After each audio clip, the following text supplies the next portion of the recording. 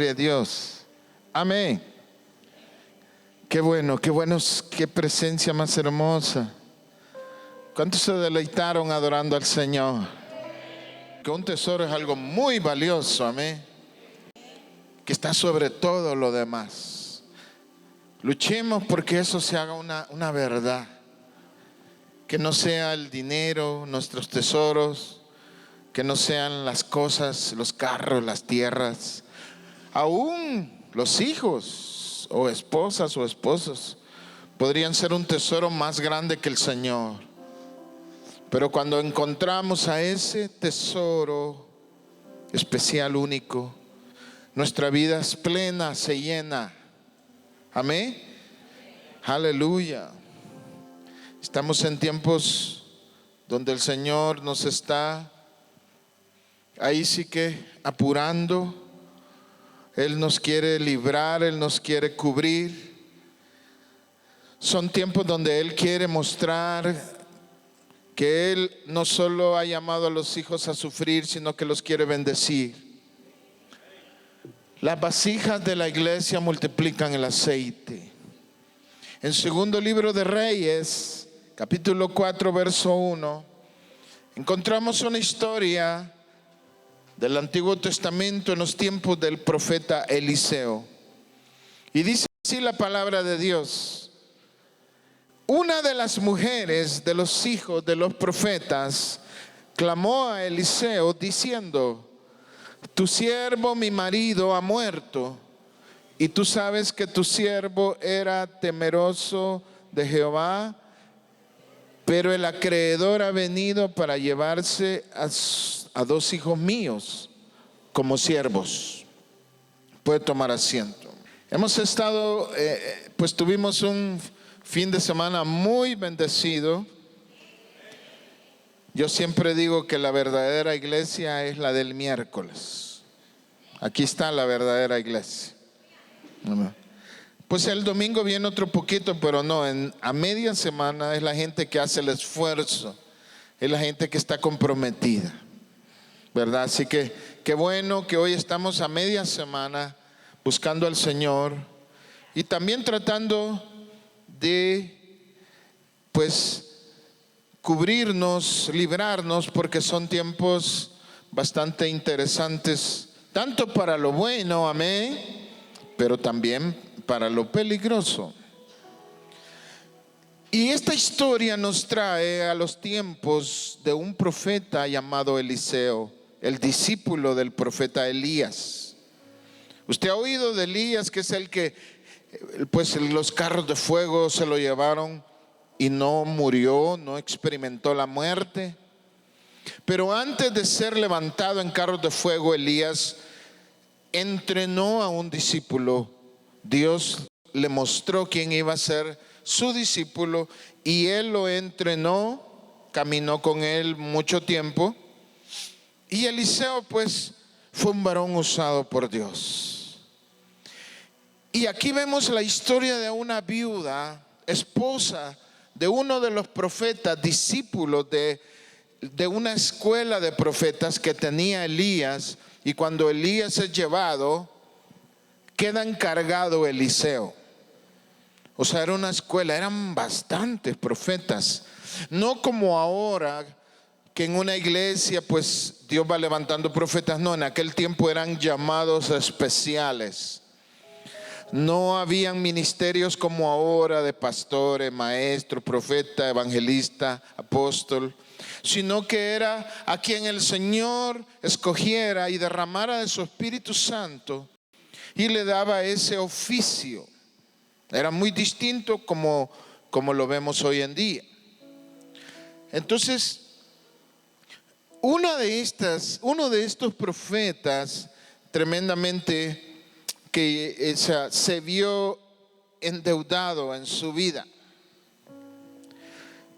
Y de la manera como le habla la viuda a Eliseo, le dice: mi esposo fue tu siervo, estuvo en tu escuela, fue discípulo tuyo, te sirvió Eliseo, pero se vio envuelto, enredado en deudas.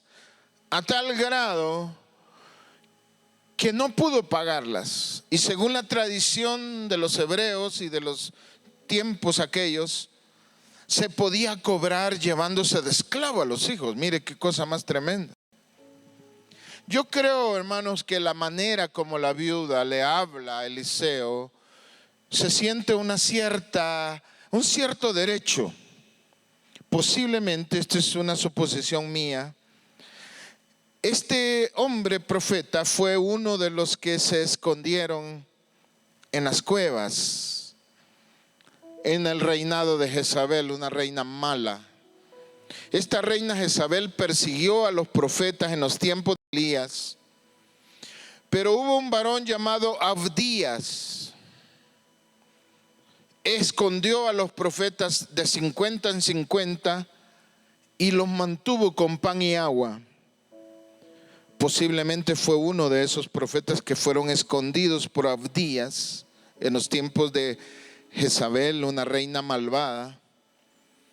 La cosa es, hermanos, que ella le dice: tu siervo ha muerto, el profeta, tu discípulo murió, y tú sabes, le dice, que era temeroso de Dios.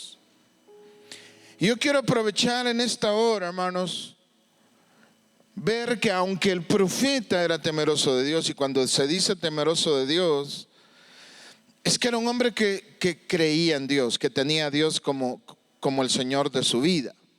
Alguien temeroso de Dios reconoce que hay un Dios en los cielos, amén. También reconoce que hay que honrarlo. De alguna manera, venir a la iglesia, usted viene a los servicios porque usted quiere honrar al Señor. O sea, usted es temeroso de Dios, por eso busca honrarlo a través de un servicio dedicado a Él. También una persona temerosa de Dios es alguien que sabe que lo malo va a ser juzgado por Dios. O sea, tenemos tres cualidades que pueden definir a alguien temeroso de Dios. Número uno, reconoce que hay un Dios en los cielos, creador de todo. O sea, que no son ateos. Tampoco un árbol es Dios o la tierra es Dios. No, hay un ser creador, Dios de todo. Eso nos hace temerosos de Él. Segundo, buscamos la manera de honrarlo, apartando tiempo para buscarlo. Traemos nuestra alabanza, nuestro servicio, nuestras ofrendas. De esa manera buscamos honrarlo a Él.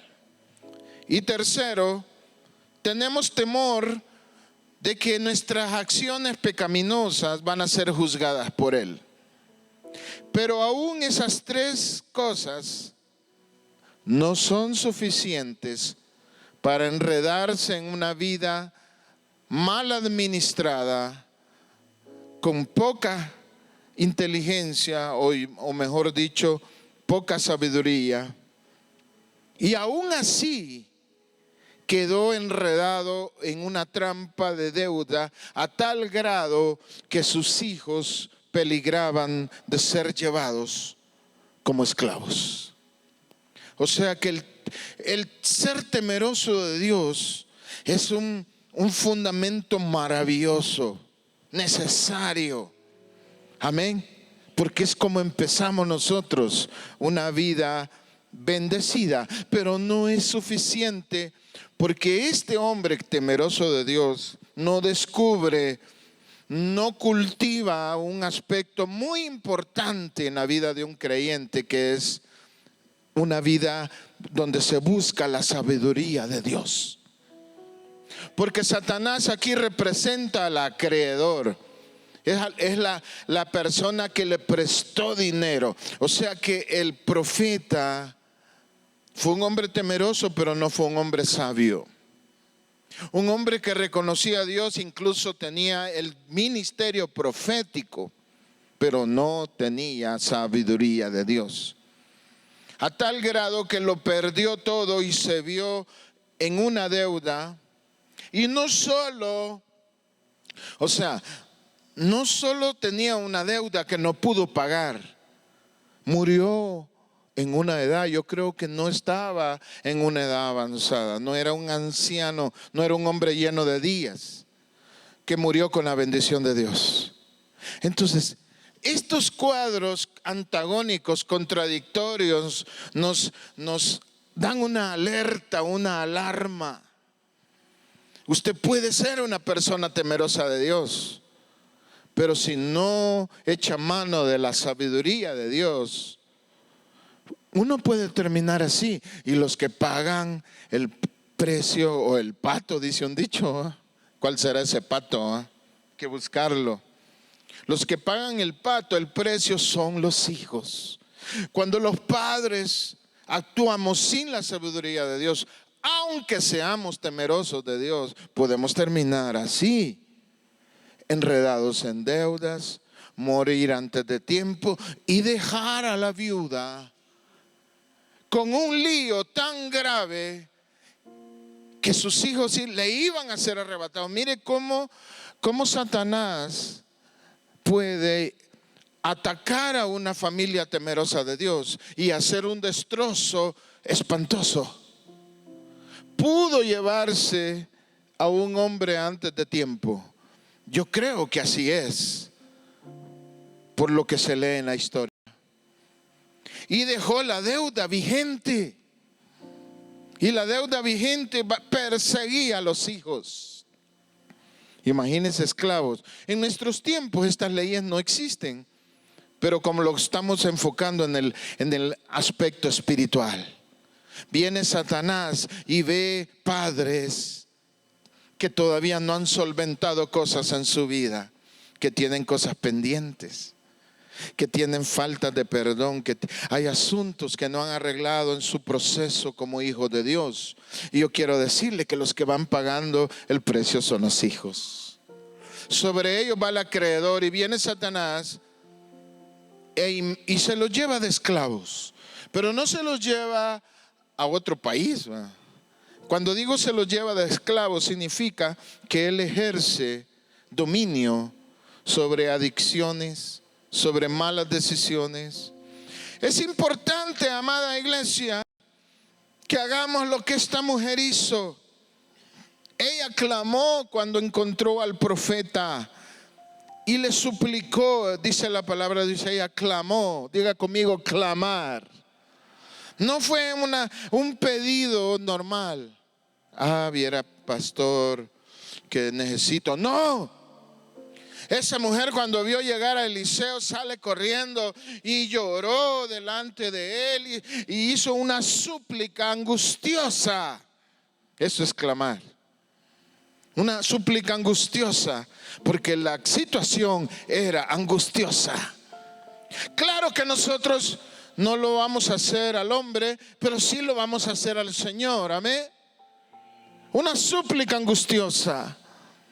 No solo así de mala gana, así es que voy a ver si Dios me hace el favor.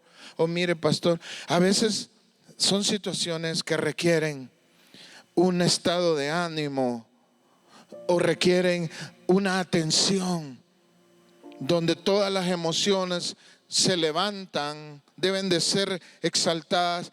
Si usted toma, imagínese esta viuda hubiera llegado así. Viera, pastor, que yo tengo un problema, y el profeta no le hubiera hecho caso, sino que le llamó la atención. Pero yo quiero llevarlo a Proverbios capítulo 1, verso 20. La sabiduría clama en las calles, alza su voz en las plazas, clama en los principales lugares de reunión, a la entrada de las puertas de la ciudad. Dice sus razones. ¿Hasta cuándo, ingenuos, amaréis la ingenuidad? ¿Hasta cuándo los burlones desearán burlarse y los insensatos aborrecerán el conocimiento? Volveos a mi reprensión, pues ciertamente yo derramaré mi espíritu sobre vosotros y os haré saber mis palabras. La sabiduría es un principio que cuando aquí dice que clama en las calles, está dando a entender que no es solo para la iglesia. La sabiduría es para todo ser creado. Todo aquel que desee ser sabio puede serlo, aunque esté dentro de la iglesia o fuera de la iglesia. Por eso dice que ella clama en las calles. Y son 3 tipos de personas que necesitan urgentemente la sabiduría. Y este profeta que murió tenía uno de esos 3 problemas. O era ingenuo, o era ignorante, o era un necio, un burlón. El ingenuo es aquella persona que cree que las cosas van a ser como ella las ve o como él las ve. El ingenuo es aquel que porque él ve todo limpio, piensa que todos los demás lo ven limpio. Ingenua es aquella mujer que como ella no se le va a ocurrir nunca hacer algo malo, piensa que los demás lo van a hacer igual. Esa persona es ingenua.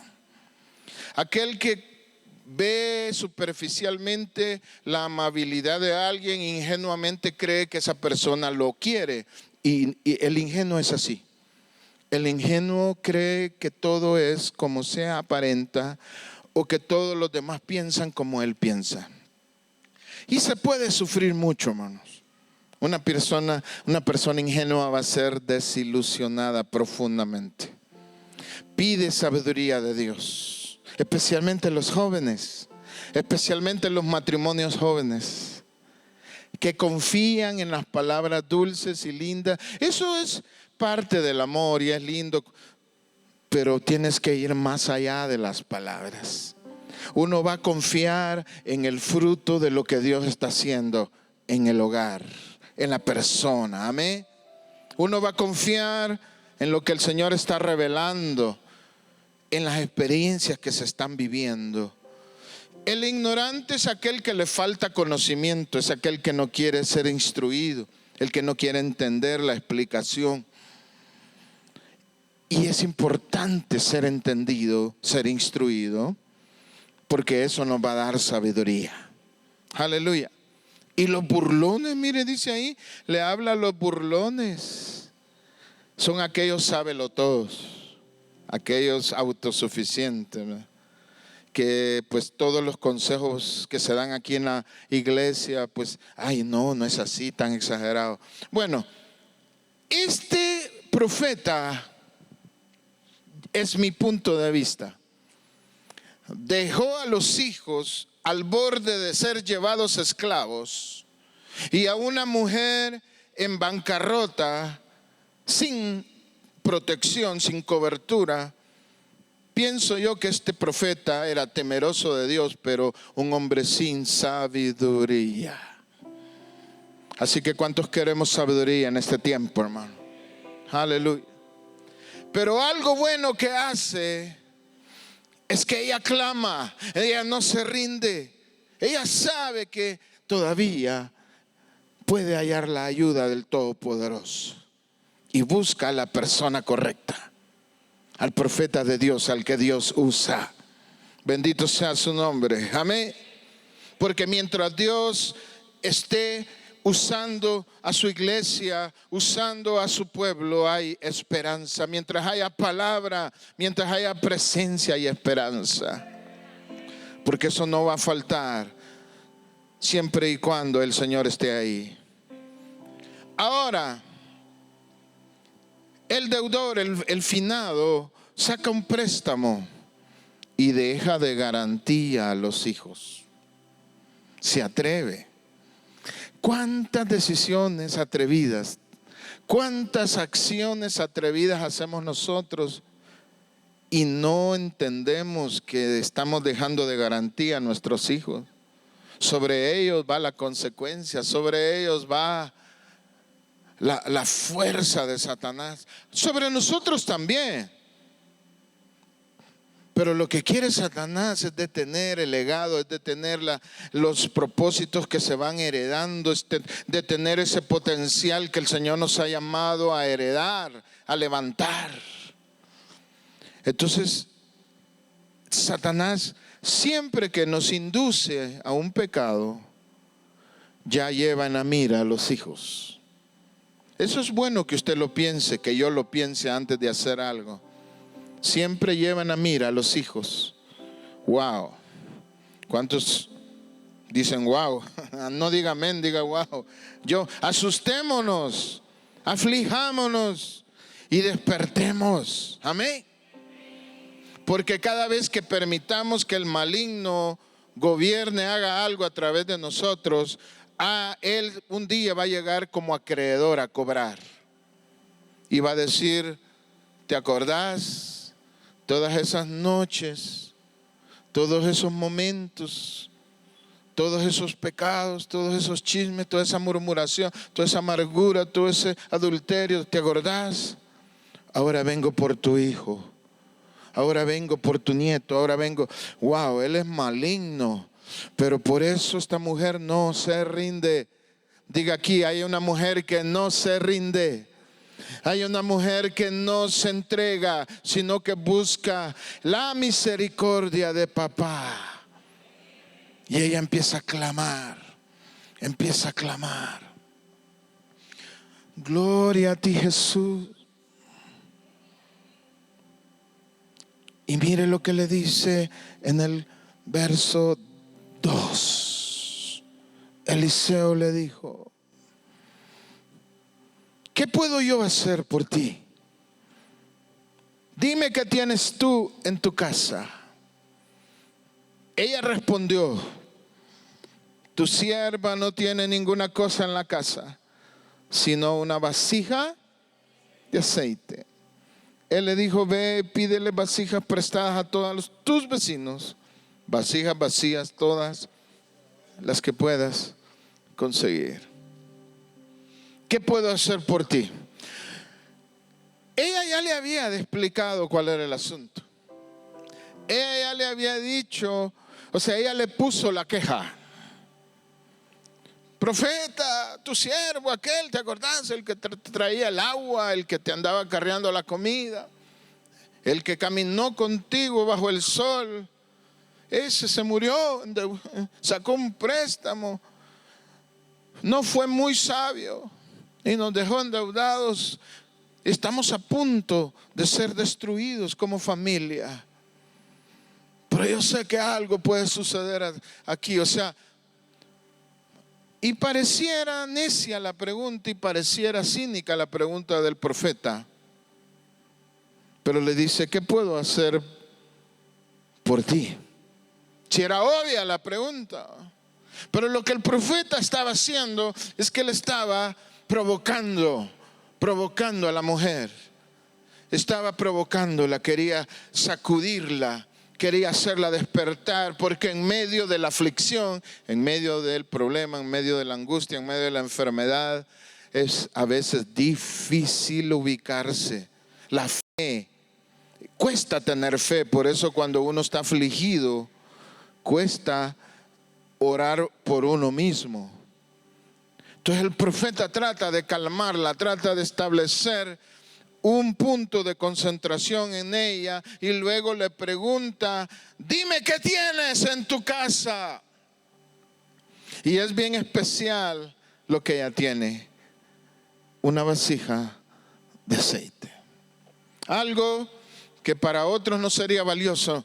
No buscaba un anillo de oro, un lingote de oro, un manto precioso o un recuerdo valioso, sino que un utensilio tan común, lleno de un producto tan común, pero que era necesario, el aceite de oliva. Y yo quiero decirle algo, amada iglesia, alabado sea el nombre de Dios. Todos, sin importar qué estemos viviendo como hijos de Dios, si no tenemos abundancias o estamos pasando tiempos de gloria, siempre vamos a tener lo que el Espíritu de Dios ha puesto en nuestro corazón por ser hijos de papá. La vasija de aceite es el sello del Espíritu Santo. Es esa adopción que Dios ha hecho cuando cada uno creyó en Jesús como su único y suficiente Salvador. Una porción de aceite, una capacidad de fe mínima, pero la fe puede empezar como una semilla de mostaza. No tiene, o sea, ojalá fuera bastante fe. Pero si no tenés mucha fe, con lo mínimo. ¿Cuántos son hijos de Dios aquí en esta casa? ¿Cuántos creen que Dios puede hacer algo en sus vidas? Hay un mínimo como hijo de Dios que te queda. Ahora, yo sé que hay muchos aquí que no tienen solo una vasija, que tienen almacenes de aceite, pero cuando estás en la crisis o cuando crees que no tienes nada o metiste la pata y te sientes indigno, aún en medio del pecado, aún en medio de haber cometido el error, siempre te va a quedar un mínimo, que es lo que asegura que tú eres hijo de Dios. Aunque estés en la, como dice mi mamá, en la Bill Street, dice ella, o sea, en la Bill Calle, ¿verdad? Ojalá que no estuvieras en la Bill Calle, pero mire, este profeta llegó a la Bill Street. O sea, no sé qué errores cometió el pobre profeta. No sé qué errores cometió. Era temeroso, sirvió todo lo que quiso, pero la embarró grueso. Y dejó a la mujer bien fregada, bien amarrada. Y a veces la vida así ha dejado a muchas mujeres. Por las malas decisiones, por lo que la vida tiene preparado. Y eso no nos vamos a meter a ese debate del por qué me pasó eso. Pero te encuentras, así como mi Santa Madre, que de repente se encontró con 3 hijos y tenía que ver qué hacía. Tenía que ver cómo lo sacaba adelante. Alabado sea el nombre de Dios. Pero ¿sabe qué? Había una vasija de aceite en ella, en ti, en mí. Lo mínimo, lo que el acreedor no te puede robar. Y el profeta le dijo: tráeme esa vasija.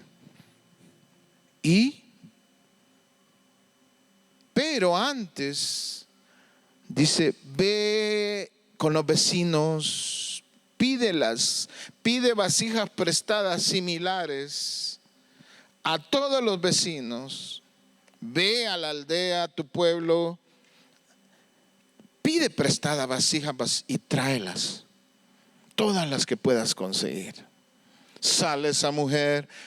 Hermano, cuando uno ya lo ha perdido todo, o ha perdido mucho, o ya intentó muchas cosas, no hay nada más especial y maravilloso que creerle al Señor.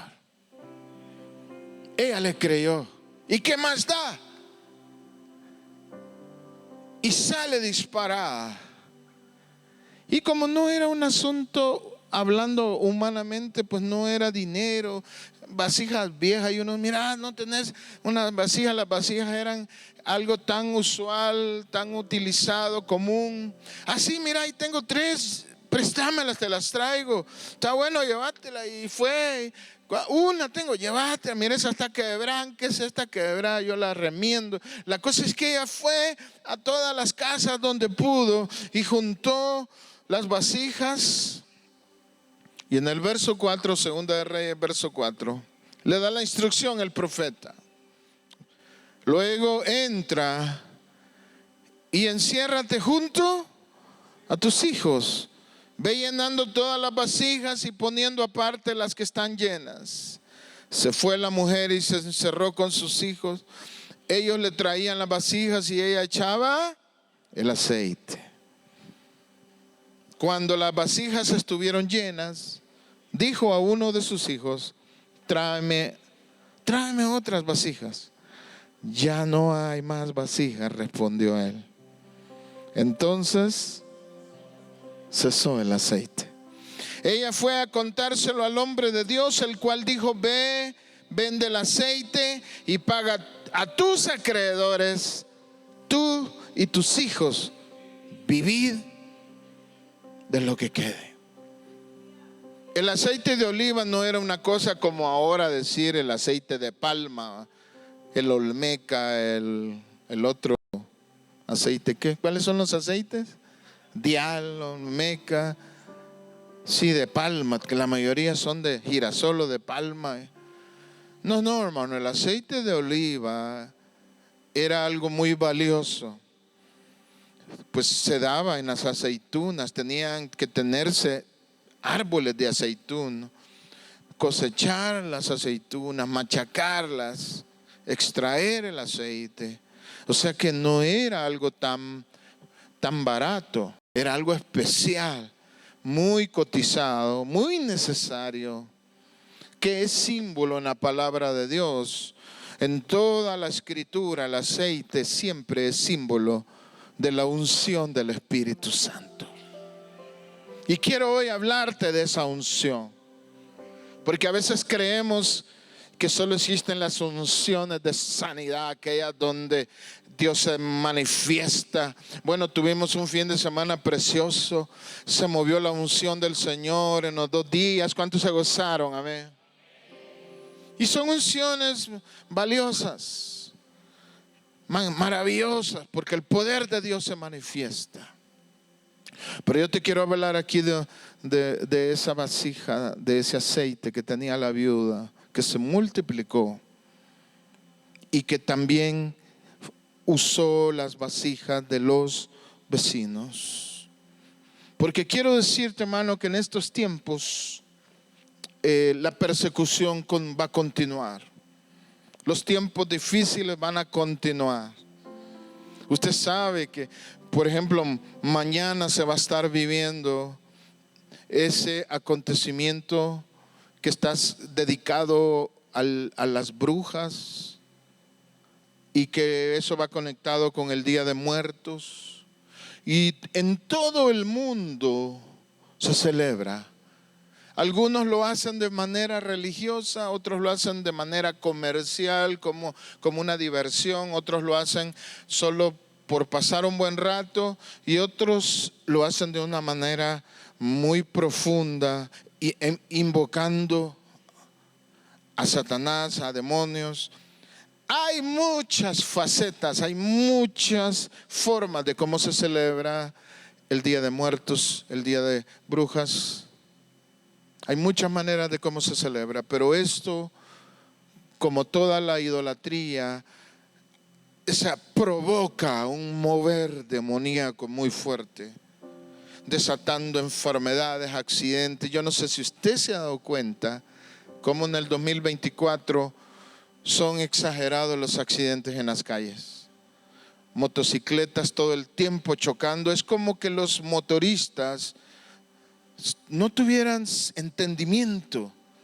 Se ve en los videos que ponen de Quiché, de cómo se pasan los saltos, pero es como que un demonio les cegara el entendimiento. Yo estaba viendo como un tuk, no sé si fue ayer o hoy, pero de una vez se fue a estrellar. Pero el tuk iba con todo, como que tuviera la vía libre y tenía el alto. O sea, ¿qué provoca eso? Son, o sea, espíritus inmundos que cegan el entendimiento, que exponen a las personas. Y hay un descontrol en las calles, y mucho tráiler y mucho carro despedazado. Ahora, esta viuda está clamando y está diciendo: Señor, profeta, ayúdame. Nosotros decimos: Jesús, papá, ayúdanos. Amén. Ayúdanos. Hay revelaciones. Todos los días los profetas están compartiendo palabra de cómo hay persecución, de cómo viene opresión, de cómo algunas familias van a ser perseguidas, de cómo otros van a sufrir. Entonces yo me pongo como esa viuda, digo: Señor, ayúdanos. Hay un acreedor que viene por sus deudas, porque algunos le han dado derechos. Y por eso en este ministerio predicamos que usted se aparte del pecado, que usted se aparte de las tradiciones que no le agradan al Señor, porque de hecho el acreedor un día va a llegar a tu casa por todo lo que tú le has permitido. Aleluya. Yo alabo a papá, alabo a mi Señor, Ahora, pues el primero es el Día de Muertos. Ay, pastor, viera que yo tengo mi panteón. Sí, está diciembre, enero, febrero, marzo, abril, mayo, junio, julio, agosto, septiembre. Tiene 11 meses. Vaya a pintarlo. Si usted quiere recordar a su ser querido, llévele un ramo de flores en abril, en mayo, en agosto, en enero. Porque ¿qué malo tiene recordar a ese ser amado? No tiene nada de malo. Pero si usted se alinea en el 1 de noviembre y en el 2 de noviembre, si usted se alinea al movimiento de tradición, usted va a ser como este profeta, que aunque usted tiene temor de Dios, no va a tener sabiduría. Y no basta el temor de Dios. El temor de Dios, yo le puedo decir que ese profeta al morir, Dios lo recibió en su presencia. Se lo garantizo, porque lo dice el testimonio de la esposa. Este hombre te sirvió y era temeroso de papá, pero no supo manejar las finanzas y expuso a su casa y sobre todo a sus preciosos hijos. Imagínese, ¿cree usted que había sabiduría en ese hombre? Claro que no había sabiduría. Ahora yo le pregunto, amada iglesia, ya que usted es temerosa de Dios, ¿cuántos somos temerosos de Dios aquí? Bueno, qué bendición. Ahora, ¿cuántos quieren ser sabios? Allá, mira que menos. Bastantes, pero no el 100%. Alabo a Dios en esta hora. Si usted quiere ser sabio, yo quiero decirle algo. Yo le voy a presentar una estrategia que es parte de Familias en Victoria. Usted tiene una unción, porque desde que usted vino al Señor, el Espíritu Santo lo selló. Desde que usted se hizo hijo e hija de Dios, el Espíritu Santo lo selló, lo marcó y dijo: este es mío, es mi hijo. Y a veces somos pródigos y a veces nos gastamos la herencia, pero papá nos está esperando con los brazos abiertos. No va el Señor a ensuciarse allá con los cerdos, pero sí nos está esperando. ¿Qué significa eso? Que el arrepentimiento debe de ser suyo. Nadie va a ir a obligarlo, nadie lo va a forzar. Si usted no quiere, no quiere. Pero el día que quiera, el día que le nazca la luz, el día que el entendimiento brote de su corazón, el Señor estará más que contento de recibirlo con los brazos abiertos. Pero la estrategia es que no basta, mi vasija sola no funciona, sino que se tienen que poner en acuerdo y en conexión todas las vasijas de mis vecinos. ¿Y cuáles vecinos? ¿Será que la tortería que yo tengo allá enfrente de mi casa? ¿O el otro señor que construyó allá, le voy a ir a pedir a él vasija? No. Mi vecino, mi hermano, el que está conmigo. ¿Cuántos alaban a Dios? Es mi hermano, es la iglesia. Cada uno de ustedes va a poner una vasija para un solo propósito. Vamos a reunir todas las vasijas. ¿Cuántos alaban a Dios? Significa que nos vamos a poner en acuerdo. Mi unción, su unción, la vamos a unir en un solo propósito.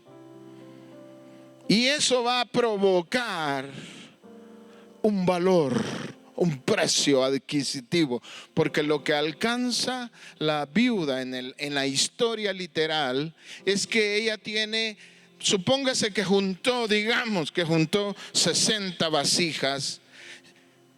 y con la de ella, los hijos le traían y ella llenaba. Shh, tráeme la otra. Shh, y no se acaba. Miren qué chilero.